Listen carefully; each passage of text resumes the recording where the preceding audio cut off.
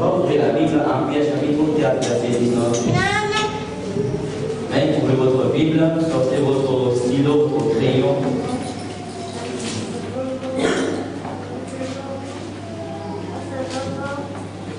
On dit notre Amen. Apprenez à donner. Il y a des choses qui. Il y a beaucoup de personnes ici. Il y a plusieurs types de personnes dans cette église.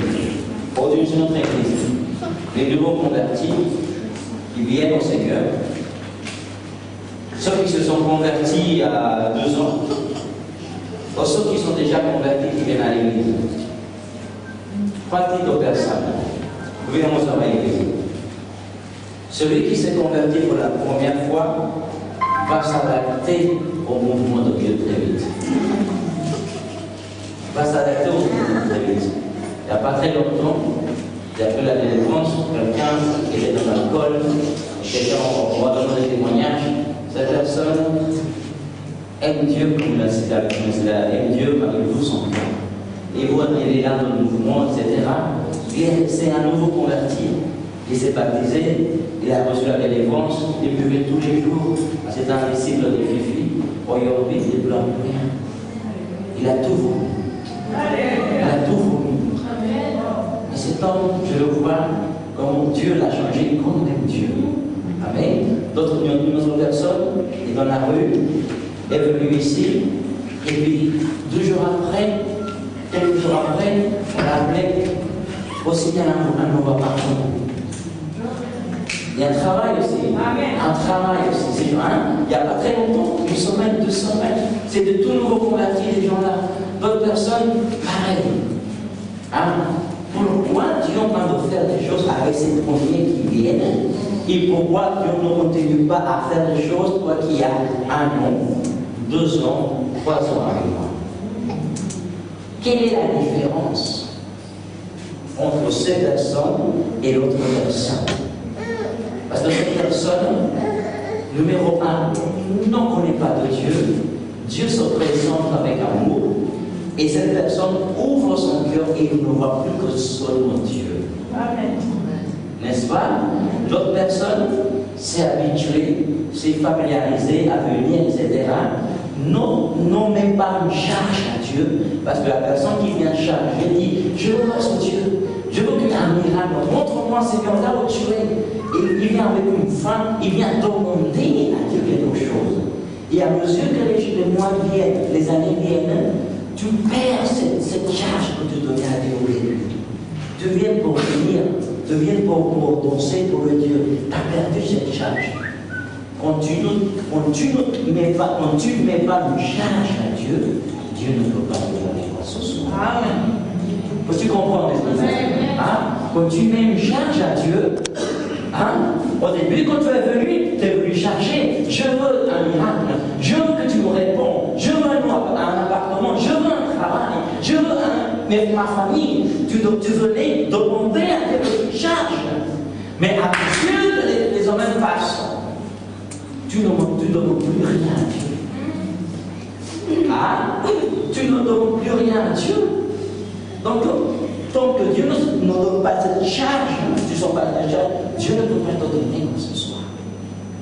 Tu comprends? La Bible dit, venez ceux qui sont chargés. Amen. Et moi, je vous donnerai du repos. Amen. Alléluia. Amen. Amen. Qu'est-ce que dit la Bible en 1 Pierre chapitre 4, verset 19? Ainsi donc que ceux qui souffrent parce qu'ils obéissent à la volonté de Dieu se remettent entièrement au Créateur qui est fidèle et qui continue à faire le bien. Combien croyez-vous que Dieu continue à faire le bien? Amen. Alléluia. Une base, la base, le fondement d'une église, dans un couple, ou dans une famille, un des piliers s'appelle l'engagement. Alléluia. Amen. Si tu veux avoir du succès, il faut que tu sois une personne engagée. Numéro 2, ok? Beaucoup de personnes ont donné leur vie à Dieu comme sauveur et Seigneur, comme Combien croyez-vous ce soir que Jésus est votre sauveur? Levez la main. Combien croyez-vous que Jésus est votre maître, Seigneur? Seigneur signifie propriétaire. Amen. Mais il y en a beaucoup qui ont resté avec Jésus seulement comme sauveur et non pas comme maître. Beaucoup ont donné son cœur à Jésus parce qu'il est venu les sauver de la mort, il les a donné la vie, mais beaucoup ne sont pas franchis la ligne à qui ils deviennent maître. Maître signifie propriétaire. Quand tu étais dans le marché de Satan, Jésus est venu te racheter parce que vous et moi, nous étions esclaves de Satan. Amen. Nous étions esclaves du péché, esclaves de la maladie, esclaves des cachets, esclaves de la douleur, esclaves de la dépression. Nous étions esclaves, nous étions vous et moi. Imaginez-vous dans un marché. Est-ce que quelqu'un est parti dans un marché? Ok, dans un marché, nous sommes exposés. Amen. Mais il y en a un qui est venu, je ne sais pas simplement est venu se présenter comme sauveur, sinon est venu se présenter comme maître. Dans l'Ancien Testament, les Romains, il y avait un marché d'esclaves. Les Romains, c'était une bonne situation, venaient acheter les esclaves pour les racheter et pour les amener à la maison des esclaves. C'est-à-dire que ces Romains étaient leurs propriétaires des esclaves. Donc, pareil, avec Satan, vous et moi, nous étions des esclaves, addicts à l'alcool, addicts à la drogue, addicts à la cocaïne, addicts à la pornographie, addicts à la masturbation, addicts à beaucoup de choses. Nous étions esclaves. Quand tu es esclave, tu as perdu la volonté. Oui. Amen. Tu n'avais pas de volonté avec le diable. Le diable, il te faisait faire tout ce que tu avais. N'est-ce pas? Mais il y en a qu'un, non simplement, il ne s'est pas présenté comme sauveur, mais il est venu aussi comme propriétaire, comme maître. Et elle a dit, maintenant, je vais acheter à Monique, à Julie, et maintenant, je deviendrai leur propriétaire, leur maître. Amen. Alléluia. Pour qu'ils deviennent mes serviteurs. Alléluia. Le diable a dit, avec quoi tu vas acheter? Si personne n'a pu acheter. Le premier Adam que tu as créé n'a pas pu résister. Il est avec moi. Il a dit Jésus, si je peux l'acheter, je peux l'acheter. Mon sang a payé le prix. Amen. Amen. Je rachète. Et ensuite, là, il devient ton maître. Alléluia. Et nous devenons nos serviteurs. Amen. Alléluia. Combien croyez-vous qu'il y a des serviteurs aujourd'hui? Amen. Ok. Alléluia. Amen. Avant, tu n'avais pas de volonté. Quand tu es venu à Christ, maintenant, crois-tu que tu as une volonté? Amen. Hein? Alléluia. Mais combien croyez-vous que vous avez un maître? Le serviteur obéit à son maître. Alléluia. C'est-à-dire que nous, on ne peut pas faire ce qu'on veut. Amen. Alléluia. N'est-ce pas? On ne peut pas faire ce qu'on veut. Alléluia. Mon fils ne peut pas faire ce qu'il veut, même s'il a 18 ans. Donc, il vit sous mon toit. Il peut avoir 20 ans. Il pourra mesurer 1,90 m. Mais je vais descendre quand même. Parce que parce qu'il est sous mon toit. Amen. Elle est sous mon autorité. Amen. Alléluia. Le jour qu'il va se marier, là, parce qu'il va partir dans ma maison, le jour qu'il va se marier. Alléluia. Amen. Amen. Le jour qu'il va abandonner mon foyer, c'est le jour que moi, le Père, va le marier. Amen. Il n'y a pas de candidat, non. Peux-tu comprendre l'Église? Amen. Donc il y a quelque chose qui nous sommes aujourd'hui des serviteurs. On a cette habitude d'appeler le pasteur serviteur, mais toi qui es-tu alors? Ah? Qui es-tu alors? Troisième catégorie, troisième classe? Non. N'est-ce pas, Église? Alléluia. Donc, nous tous, nous devons avoir quelque chose dans notre cœur que s'appelait la conviction. Conviction à quoi, pasteur? Conviction dans nos cœurs. On fait une conviction dans nos cœurs. Combien aimer Dieu, l'Église? Ok? Mais pour aimer Dieu, il faut avoir la conviction. Pour que de chaque Dieu il t'aime, il faut que tu aies la conviction. Mais je vais te dire quelque chose. L'engagement doit avoir une conviction. Tout le monde dit, pasteur, pasteur, je suis prêt à servir. Pasteur, pasteur, je suis prêt à m'engager. Ouvrez vos oreilles. Tout le monde est engagé quelque part. N'est-ce pas? Dans l'école, dans le travail, et dans le travail, dans je ne sais pas où, mais tout le monde est engagé. Mais la plupart de l'engagement se pratique il y a un bénéfice. Mais, levez la main pour ceux qui travaillent. Levez la main. Ok, tout travail parce qu'il y a un bénéfice. Alléluia. Tout travail parce qu'il y a un salaire. N'est-ce pas? Tu vas faire des études parce que tu sais qu'à la fin tu auras un diplôme. N'est-ce pas? N'est-ce pas, Église? Si tu ne travailles pas, à la fin du mois, tu n'auras pas de salaire. Si tu ne vas pas à l'école, à la fin de l'année, tu n'auras pas ton diplôme. Alléluia. Amen. Et tu feras des statistiques des chemins, n'est-ce pas? De ceux qui n'ont rien, n'est-ce pas? Mais pourtant, quelque chose de principal qui vit avec nous s'appelle l'engagement. Tu comprends le livre? Okay. Alléluia. Mais quand on a en relation ces choses avec Dieu, les choses changent. En sachant qu'avec Dieu, des fois, nous prenons des crédits. Je ne sais pas si c'est le bon terme. Alléluia. Quand tu prends un crédit, alléluia, tu ne le payes pas tout de suite, ce que tu dois. Hein? Oh non. Alléluia. Ok? C'est-à-dire qu'avec Dieu va te donner des choses au crédit. T'as pas compris? Hein? Non, t'as pas compris. Ok. Souvent les gens les gens ne s'engagent pas à Dieu parce qu'ils n'en voient rien. Ils ne voient pas aucun bénéfice. Ils ne voient pas aucun droit. Alléluia. Mais à l'extérieur, tu sais que si tu travailles 30 jours, à la fin du mois, tu as 1200 €. N'est-ce pas?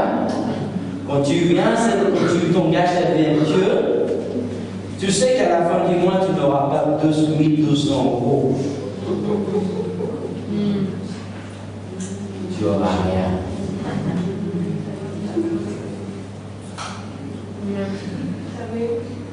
Et le mois d'après, tu sers Dieu et tu n'as rien. Ce que, alléluia, tu as un crédit. Tu as un crédit. Alléluia. Mais ce que tu ne sais pas à la fin, que tu auras la totalité. Amen. Tu auras la totalité de tout ce que tu as fait. Alléluia. Amen. C'est ta caméra. On va donner la parole de mon Seigneur.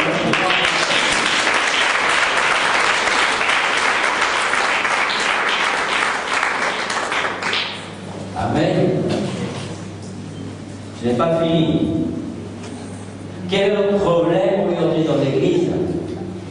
Quel est le problème dans toutes les églises? Le problème des pasteurs, c'est le manque d'engagement envers le peuple. Hein? Le problème de ces églises, c'est quoi? C'est le manque d'engagement. Il y a un pasteur qui m'a appelé de... Je ne sais pas si c'est le pasteur d'Allemagne ou d'Italie. Il m'a dit, pasteur, il y a un problème. Les gens ne s'engagent pas. Il y a un problème. Je lui ai dit, Bienvenue au club. Bienvenue. Hein? Alléluia. Donc, mais il y a quelque chose que tant que tu ne t'engages pas avec Dieu, tu ne pourras pas s'engager dans tes projets. Combien avez-vous des projets? 1, 2, 3, 4, 5. Et je suis sûr que tu as demandé un super projet. Hein? Et tu te rends compte que l'année passée déjà. Nous sommes déjà dans la fin 2015. Et que tu vas entamer l'année 2016. Et que tu vas entamer l'année 2017. Tu vas arriver l'année 2020. Bientôt, quelques-uns seront à la retraite. Mais pourtant, tes projets ne sont pas réalisés. Certaines personnes sont personnes âgées déjà. 40 ans, 45 ans, tu es une personne âgée.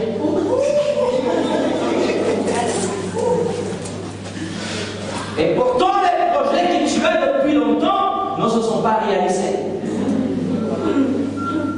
Non, ne se sont pas réalisés à cause que d'abord, tu n'as pas pris l'engagement avec Dieu de faire jusqu'au bout la parfaite volonté. Amen. La Bible dit, même en voyant le premier et la justice, et tout viendra par-dessus. Tout ce que tu as besoin, projet, famille, travail. Alléluia. Non.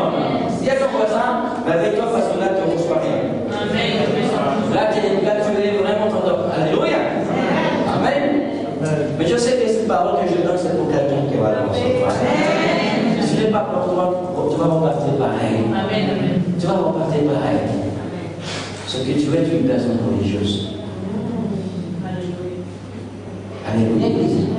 Mais moi, je reprends cette parole. Je veux que le Seigneur soit parmi mes projets. Je veux que le Seigneur puisse marcher avec moi dans les projets que j'ai pour ma famille. Alléluia. Et pourquoi je te dis ça, Église? Parce que la personne qui n'est pas engagée est une personne égoïste. Le contraire de l'engagement est une personne égoïste. Alléluia. Amen. L'engagement révèle ce qu'il y a dans le cœur. L'homme et la main, ceux qui sont engagés. Prends l'homme et la main. Quatre vont baisser. Venez tel jour, personne vient. Ça va révéler ton cœur. Samedi prochain, on va faire votre Maria, va faire une évangélisation générale. L'homme et la main. Tout le monde a levé la main. Samedi prochain, il y avait 2 personnes qui sont venues. Et Jésus a dit, où sont ces personnes? Tout le monde a donné des excuses. L'engagement va révéler ton cœur. Et ce qui est malheureux, chaque fois que Dieu nous montre de faire quelque chose, et pour voir qu'est-ce qu'il y a dans notre cœur. Et là, il dit, waouh, non, Julie, je vais te demander quelque chose. Tu as révélé ton cœur. Je vais te faire attendre. Et je te fais attendre. Et des personnes tourneront. Et Julie, elles tourneront. Dieu est Dieu, il attend tout le temps. Alléluia. Amen, Église. Vous apprenez quelque chose ce soir? La plupart des personnes veulent tout gratuit. Avec Dieu, rien n'est gratuit. Oui, le salut est gratuit. Non, il n'est pas gratuit. Pour tous nous, c'est gratuit. Mais Jésus a payé le prix. Alléluia. Imaginez-vous que si Jésus t'aurait dit, ah, Seigneur, je suis fatigué aujourd'hui. Je suis découragé. Non, je suis mal. Je ne vais pas aller jusqu'au bout. Ni vous et moi, si cet homme, parce qu'il était homme, ne se serait pas engagé de faire la volonté de Dieu, ni vous et moi, nous serions là ce soir. L'importance pour Dieu, l'engagement pour Dieu est tellement important qu'il sait, et il sait que si tu es engagé, tu vas accomplir tout ce que tu as besoin. Tous tes projets. Combien voulez-vous faire des projets l'année prochaine? Des projets, des voyages et tout ça. Mais toutes ces choses vont se réaliser le jour que tu iras jusqu'au bout à l'engagement. Les gens commencent aujourd'hui à faire quelque chose, demain ils disent non, demain ils abandonnent, demain ils donnent une excuse, demain, etc. Je ne sais pas, mais alléluia. Amen. Dans le livre des Actes, chapitre 19, dit la Bible, quelques exorcistes juifs ambulants essayaient d'invoquer sur eux qu'ils avaient des esprits malins, le nom du Seigneur Jésus, en disant, je vous conjure par Jésus que Paul prêche. Le mot ambulant en grec signifie vagabond. Est-ce que, levez la main ceux qui disent, je suis un vagabond. Hein? Alléluia. L'esprit vagabond est dans les églises. Hein? Les églises, les gens sautent d'église en église. Pourquoi ces gens-là sautent d'une église en église? D'autres traductions, on les appelle voyageurs. Hein? Voyageur signifie vagabond. Les vagabonds est une personne qui ne reste jamais dans un lieu, est toujours en mouvement d'un lieu à l'autre. C'est des personnes qu'on ne peut pas compter sur ces personnes. On ne peut pas édifier sur ces personnes. Aujourd'hui, ils viennent demain. Deux semaines après, ils ne viennent pas. Samedi prochain, ils sont venus une fois à l'école. Un mois après, ils sont venus. C'est des gens qui ne sont jamais stables. C'est des gens qui viennent une fois par semaine, une fois par mois à l'église. C'est des gens qui viennent 2 fois par mois à l'église. Avec ces gens-là, je ne peux pas édifier le royaume de Dieu. Avec ces personnes qui viennent une fois par mois à l'église, je ne peux pas avancer le royaume de Dieu. Dieu ne peut pas Alléluia. C'est des personnes qui ne sont pas engagées avec Dieu. N'est-ce pas, Église? Mais tu dois t'engager avec Dieu. Aujourd'hui, si tu entres dans une nouvelle saison ce soir, je déclare qu'au nom de Jésus, tu vas entrer dans une nouvelle saison, mais tu seras un homme, une femme engagée, que ce que tu dis, tu vas l'accomplir. Alléluia, Église. Amen. Jamais un patron pourra jamais te donner une promotion à une personne qui est vagabond. Alléluia. Pasteur, est-ce que c'est trop dur? Demande à Jésus, ce n'est pas moi. Est-ce que vous demandez trop? Oui, mais quand tu demandes, Dieu te le donne. Alléluia. Pasteur, mais dans l'ancienne église, c'était pas comme ça. Je venais tous les dimanches, mais ça c'est l'ancienne église. Ici c'est le roi Jésus. Alléluia. Pasteur, là-bas, on chantait une adoration, une louange et tout le monde s'asseyait. Mais là, c'est de l'ancienne église. Aujourd'hui, nous sommes dans l'année 2014 et le Seigneur met un nouveau mouvement. Lève-toi ce soir et engage-toi. Amen, église. Pasteur, mais vous êtes un peu sévère. Non. Jésus a dit, jusqu'à quand je vais vous supporter? Bande de vipères. Alléluia. Amen. C'est parce que Jésus voulait un peuple engagé. Voulait des peuples d'ici, des disciples engagés. Des soldats engagés. Alléluia. Qu'est-ce qui fait un soldat? On peut l'appeler dans n'importe quelle heure. Oh non. Non. Ah. Alléluia. La Bible dit que nous sommes soldats de Christ. La Bible, nous sommes soldats de Christ. Alléluia. Nous ne sommes plus des civils, dit la Bible. On ne fait plus des choses comme des civils, sinon on fait des choses comme des soldats de Christ. Alléluia. On est prêts au moment que le Seigneur nous appelle. Si nous sommes prêts à l'intercession, on se lève à l'intercession. Si on se lève à la prière, on se lève à la prière. Non, pasteur, est-ce que je vais vous demander un rendez-vous? N'est-ce pas? Nous devons être prêts. Alléluia. Amen. Dis à ton voisin, je ne suis plus un civil. Amen, Église. Qu'est-ce que c'est? Qu'est-ce que c'est l'engagement? L'engagement sera prouvé dans les moments difficiles. Quand tu traverses les moments les plus difficiles, quand tu passes par le désert, Le meilleur lieu pour être en sécurité est être engagé avec le Seigneur. Celui qui n'est pas engagé a une influence de vagabond. Dieu travaille avec ceux qui sont engagés avec lui. Quelle est la différence entre prendre une décision et faire un engagement? La plupart du peuple a pris une décision pour Jésus, mais il n'est pas engagé avec lui. 1 Pierre 4,19 dit, je vous ai lu tout à l'heure, ainsi donc ceux qui souffrent parce qu'ils obéissent à la volonté de Dieu s'en remettent entièrement au Créateur qui est fidèle et qui continue à faire le bien. Trois définitions pour l'engagement. L'engagement est la habilité d'être ferme, résister à la tentation, ne pas déserter, ne pas trahir dans les moments difficiles, dans les problèmes et crises. Matthieu 24,13 dit la Bible, mais celui qui persévérera jusqu'à la fin sera sauvé. Combien voulez-vous persévérer jusqu'à la fin? Amen. Alléluia. Au milieu des épreuves, l'engagement signifie rester dans une position ferme. Amen. Qu'est-ce que c'est rester une position ferme? C'est-à-dire que même le vent ne pourra pas te faire tomber. Ferme, c'est reste position ferme. Tu mets tes positions en position pour ne pas tomber. Peux-tu comprendre? Et je peux te le parler avec autorité.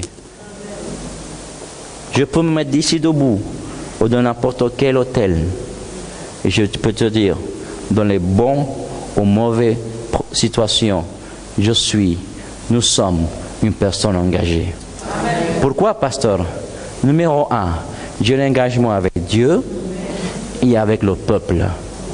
Je ne vais pas laisser tomber mes responsabilités au milieu du désert. Pasteur, est-ce que j'ai des problèmes? Dieu le voit. Pasteur, je suis fatigué. Dieu le voit. Pasteur, je n'ai pas de travail. Dieu le voit. Peux-tu comprendre, Église? Si Dieu t'a donné des tâches, si Dieu t'a donné des responsabilités, ne me les laisse pas tomber. Il le sait. Il le sait. Il le sait que tu passes un moment difficile. Il le sait que tu es triste. Il le sait que tu es malade. Mais il le sait que quand tu te mets debout au milieu de la sécheresse, au milieu des problèmes, il va se glorifier. Il va se glorifier. Il va se manifester. Il va te dire, serviteur fidèle. La fidélité, ok, est attachée à l'engagement. Tu ne peux pas être fidèle si tu n'es pas engagé. Alléluia, Église. Amen. Numéro 2, l'engagement est l'habilité de se maintenir loyal et fidèle, ferme dans les promesses et paroles qui sont faites aux hommes. Fidèle à Dieu, nous devons honorer deux personnes. Numéro 1, à Dieu et à les hommes. Oui, j'honore Dieu, mais pas les hommes. Hein? On doit honorer Dieu, premièrement, et les hommes. Nous devons être engagés avec Dieu et avec les hommes. Si tu es engagé avec Dieu, tu seras engagé avec les hommes. N'est-ce pas? Amen. Pasteur, tu seras engagé avec tes enfants, n'est-ce pas? Oh oui, je m'engage avec les hommes, avec Dieu et non les hommes. Donc tu n'es pas engagé avec tes enfants. Alors donc tu n'es pas engagé avec ton époux. Alors pourtant tu n'es pas engagé avec ton épouse. N'est-ce pas? Hein? Donc nous devons engager avec Dieu, parce que si nous sommes engagés avec Dieu, il nous donnera la force, la grâce pour nous engager avec le reste. Mais si tu cherches à être engagé avec les hommes et non avec Dieu, tu n'auras pas la grâce pour persévérer et être engagé avec les hommes. Tu seras fatigué, tu seras découragé. Et au moment que les personnes vont commettre une erreur, une faute, tu vas te blesser. Alléluia. Mais pourtant, premièrement, quand tu es engagé avec Dieu et tu persévères avec Dieu et tu es là dans les moments difficiles et que tu es avec le peuple aujourd'hui et le peuple te déçoit, et le peuple n'arrive pas à avancer, tu auras la force, la grâce, l'habilité de continuer à croire en lui, en elle, en lui. Alléluia. Même si elle tombe aujourd'hui, demain tu la relèves. Même si elle tombe après-demain, tu la relèves. Parce qu'il y a une grâce surnaturelle. Il y a une force surnaturelle qui dit, je continue, je me relève. Parce qu'il y a un peuple qui m'attend. Il y a des disciples qui m'attendent. Il y a une maison de paix qui m'attend. Il y a la rue pour évangéliser qui m'attend. Une grâce, une force du ciel. Pasteur, mais comment vous faites? Comment je fais? La grâce de Dieu. Amen. La grâce de Dieu. Alléluia. Je déchire mes vêtements et je remets un nouveau vêtement. Le vêtement de deuil, je l'arrache, le vêtement de deuil, le vêtement de la tristesse, le vêtement de l'autocompassion, et je me revêtis d'un nouveau vêtement. Un nouveau vêtement de gloire, un nouveau vêtement d'onction. Alléluia. Demain je pleure, je sèche mes larmes, mais demain je me réjouis dans la présence de Dieu. Oh, barabashita rabashana. Alléluia. Non. Waouh. C'est vrai ou pas? On a presque fini. Ce que je te dis, ça n'a rien à voir ici. Alléluia. Non, combien avez-vous fait des promesses à Dieu? De servir Dieu. Il y a quelque chose, comme disait le pasteur Rosa Maria, les vrais capitaines se forment dans la tempête. Les vrais capitaines vont se former dans la tempête. Dans la tempête, Dieu verra si tu es un homme engagé. Amen. Alléluia. Dans les tempêtes, Dieu verra si tu laisses tomber les choses que tu t'as confiées.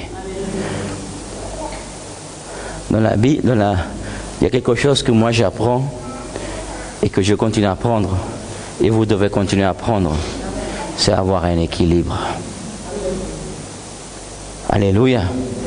Avoir un équilibre. Vous savez que se fait les Romains avant, quand il y avait les batailles. Ils enterraient leurs morts, ils brûlaient leurs morts, et puis repartaient à la bataille. Ils ne restaient pas là, ils se relevaient. Mais ils se relevaient avec beaucoup plus de force. Ils se relevaient avec beaucoup de force. Et je déclare qu'au nom de Jésus, on se relève ce soir. Et moi je me relève avec beaucoup de force pour faire la volonté de Dieu, pour détruire les œuvres du diable, pour ramener des âmes à Christ. Alléluia. Amen. On continue. Alléluia. Vous apprenez quelque chose? Amen. Dis à ton voisin, je suis un homme engagé. Engage-toi à venir. Maintenant, engage-toi à venir le plus souvent à l'église. Engage-toi pas simplement à venir le jeudi, le dimanche. Engage-toi à venir le jeudi aussi. Nous sommes dans les derniers temps. Je vais te dire quelque chose. Il y a une partie humaine que nous, on peut faire. Mais l'autre partie, il n'y a que Dieu peut la faire. Je vais te dire quelque chose.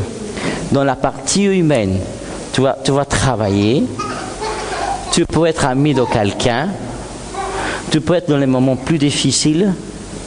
Tu peux être dans les meilleurs moments. Mais ça sera la partie humaine. Ça sera toujours la partie humaine. Mais la partie surnaturelle. Et quand toi tu n'es pas là,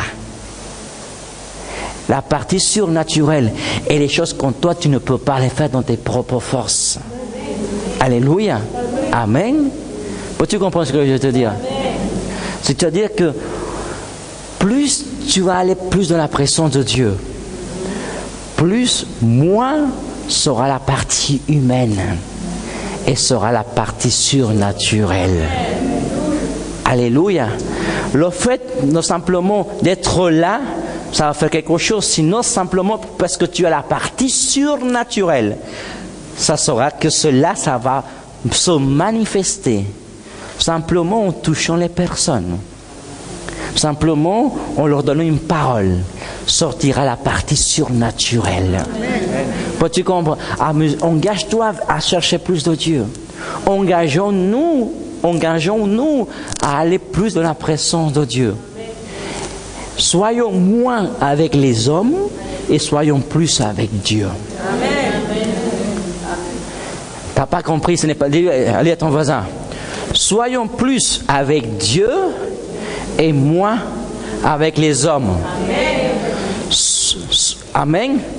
Arrête d'être derrière ta femme et va derrière Dieu. Arrête d'être derrière ton mari tous les jours, de ce qu'il fait, et va dans la présence de Dieu. Et va derrière Dieu. Que Dieu, t'inquiète pas, il garde ton mari. Ah non, non, non. Hey, alléluia. Amen. Il va plus avec Dieu. Arrête d'être avec un ami. Arrête d'être avec les personnes que tu souhaites être.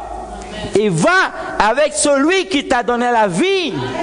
Va à celui qui est ton ami. Va à celui qui est le conseiller. Va à celui qui te donne direction. S'appelle le Saint-Esprit. Arrête d'être collé avec ton époux, avec ton épouse, avec tes enfants, et sois collé avec Dieu, beaucoup plus à Dieu. Engage-toi avec Dieu. Engage-toi à venir à l'église. Engage-toi à assister à les écoles. Engage-toi. Alléluia. Amen. Pasteur, que je l'aime. Pasteur, nous sommes un tous les deux. Jonathan et David. Ah. Alléluia. Peux-tu comprendre l'église? Parce que c'est lui qui va faire les choses surnaturelles. Amen. Moi, je veux voir ma femme, je veux voir plus Dieu.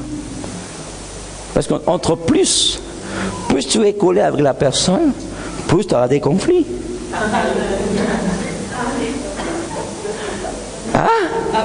Plus tu es collé avec Pépito, plus tu auras des conflits. Moins tu es collé, moins tu auras de dégâts.